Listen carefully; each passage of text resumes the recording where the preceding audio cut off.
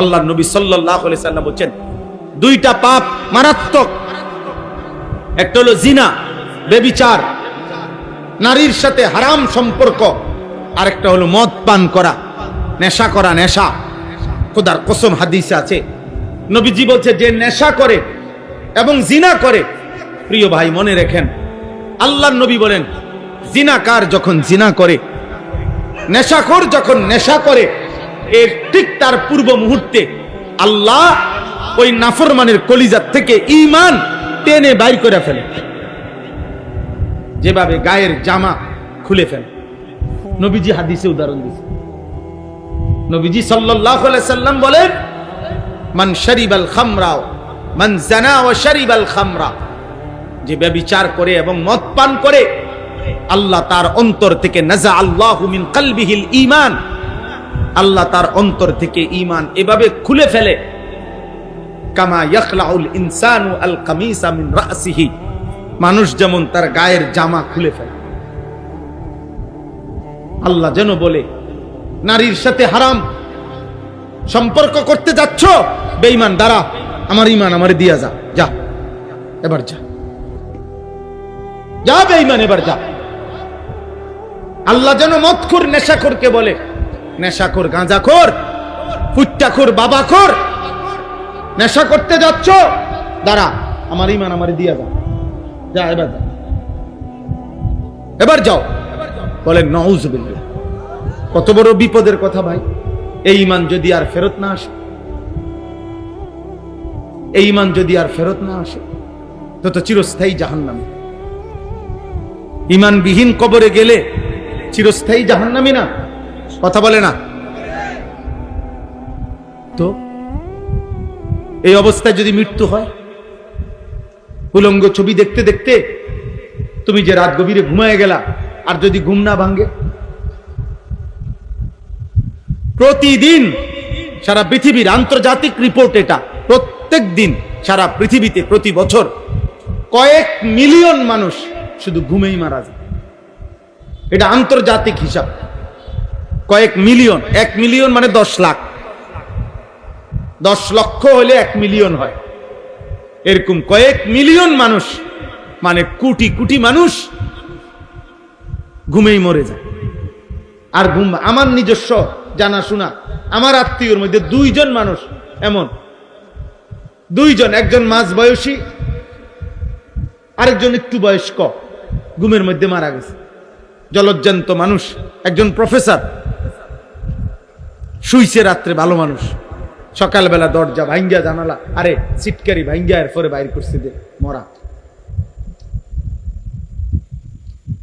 এই জন্য আমরা তোমাদের ভালোর জন্য বলছি, আমি কঠোর বললাম, শক্ত বললাম, আমার সমাজ অনিরাপদ হয়ে গেছে।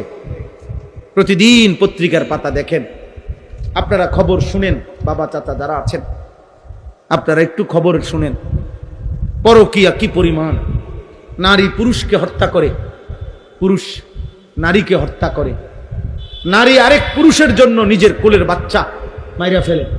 ওমা, এরকম জঘন্যতা পৃথিবীতে তো আইয়ামে জাহিলিয়াতে, সেই ইসলাম পূর্ব বর্বর যুগত এমন কাহিনী ছিল না। এ কোন সমাজ আমাদের? এ কোন পৃথিবীতে আমরা আসছি?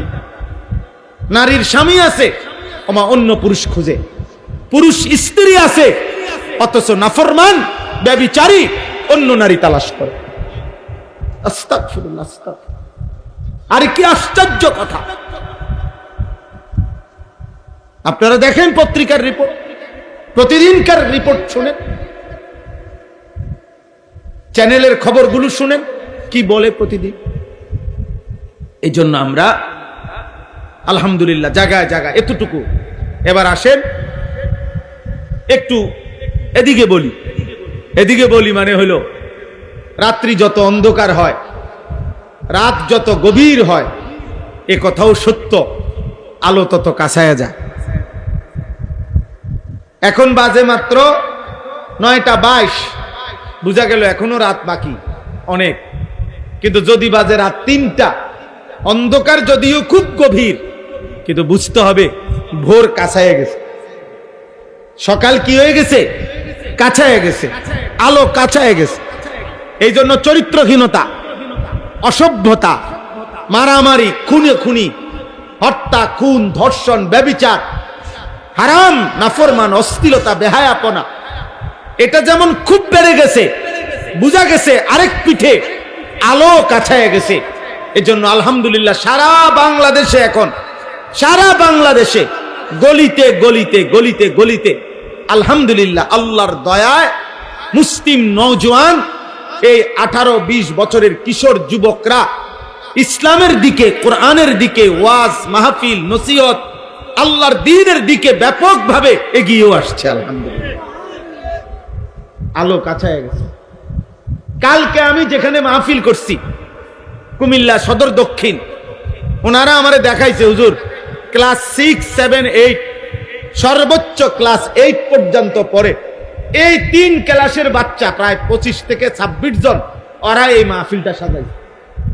মানে কালকে আমি যেন ওয়াজ করছি, কয় যে হুজুর আমাদের সবচেয়ে বড় লিডার ক্লাস 8-এ। তাহলে বোঝা গেল আলো কাছায় গেছে। আলো কি কাছায় গেছে আলহামদুলিল্লাহ। প্রত্যেক জায়গায় সারা বাংলাদেশে আমরা, সেদিন আমি সিলেট ফজরের নামাজের পরে বাদ ফজর বয়ান করছি, এই 3-4 দিন আগে। আমরা একটা কাজ করি সারা বাংলাদেশে, ফজর ক্যাম্পেইনের কাজ করি, অর্থাৎ ফজরের নামাজে মুসল্লি বৃদ্ধির জন্য সারা বাংলাদেশে আমরা ফজরের মুসল্লি বৃদ্ধির জন্য প্রচারণা করি।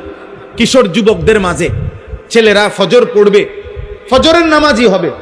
আমাদের বিজয় ফজরের নামাজে, কোরআন শরীফে আছে, সূরা বনী ইসরাইলের মধ্যে আছে ফজরের নামাজ বিজয়ের নামাজ, ফজরের নামাজ। এই জন্য ফজরের নামাজের অনেক ফজিলত। নবীজি সাল্লাল্লাহু আলাইহি সাল্লাম বলছে ফজরের নামাজ মুমিন আর মুনাফিকের পার্থক্য করে। কোন ব্যক্তি মুমিন না মুনাফিক, আল্লাহর কসমে কোরআন ধরে বললাম, নবীজির হাদিস মতে এটা প্রমাণ হয় কিভাবে? ফজরের নামাজে। নবীজি যাকে ফজরের নামাজে অনুপস্থিত দেখতেন তাকে মুনাফিক মনে করতেন। সাহাবায়ে কেরাম বলছেন আমরা নবীজির জামানায় যাকে আমরা ফজরের জামাতে না দেখতাম, খোদার কসম আসানা বিহি জান, হযরত আব্দুল্লাহ ইবনে ওমর বলেন আমরা তাকে ভাবতাম হয় রোগাক্রান্ত আর নয়তো মুনাফিক। লোকটি হয় অসুস্থ যার কারণে আসতে পারে নাই, আর নয়তো মুনাফিক। মুনাফিক মুনাফিক কোরআনুল কারীমে স্পষ্ট আছে মুনাফিকের ব্যাপারে। আল্লাহ বলছে মুনাফিক এমন, মূলতই সে আল্লাহর পথে আসতে চায় না। ওয়ালাউ আরাদুল খুরুজা লা আ'আদ্দু লাহু উদ্দা। আল্লাহ বলে সে যদি আসলে আমার পথে বের হইতে চাইতো তাহলে কিছু প্রস্তুতি নিত। মানে আসলে যদি সে ফজরের নামাজ পড়তে চাইতো তাহলে সে মোবাইলে অ্যালার্ম দিত, তাইলে সে অ্যালার্মওয়ালা ঘড়ি কিনতো, তাইলে তার আগে আগে ঘুমাইয়া যাইতো, তাইলে সে 1-2 জনের সাথে পরামর্শ করত যে ভাই আমি কিভাবে উঠতে পারি। এই নিয়ে তার কোনো মানসিক প্রস্তুতি নাই, এটা তার কলজার ভিতরেও নাই। তাইলে আল্লাহ তাআলা বলছেন এটা মুনাফিকের চিহ্ন। ওয়ালাকিন কারিহাল্লাহুম বিআসাহুম ফাসাব্বাতাহুম ওয়া কিলা কুউদু মাআল কাঈদিন। নাউযুবিল্লাহ। আল্লাহ কোরআনে বলছে মূলত মুনাফিক এমন, আল্লাহই চায় না মুনাফিক ইমানদারের সুরত ধরুক। আল্লাহ বলেন আমি চাই না, মুনাফিক ঘৃণিত, এই জন্য আমি চাই না ওই আমার পথে আসুক, যা। এই জন্য আল্লাহ তখন তাকে বসাইয়া রাখে আর বলে উকউদু মাআল কাঈদিন। আমার যেই নাফরমান বান্দা আমার আল্লাহকে ভুলে বসে আছে জায়গায় জায়গায়, তুইও যা ওই নাফরমানদের সাথে বসে থাক।